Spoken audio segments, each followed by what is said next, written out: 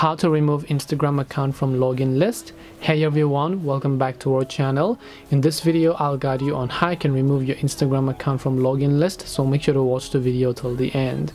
So if you want to remove your Instagram account from your login list, it's actually quite very simple to do so.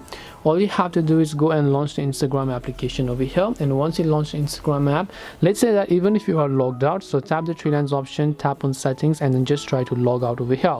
So even if I log out and then I save my information, my account is actually still saved to this little page over here, and then you'll be able to see a list of other accounts on this page as well. So how do I remove my Instagram account from this login list? Well, it's quite simple to do so. All we have to do is just tap the gear icon located at the top right corner, and then just select the profile that you would like to remove. After that, just tap the remove profile option, and then that account will get successfully removed from your login list.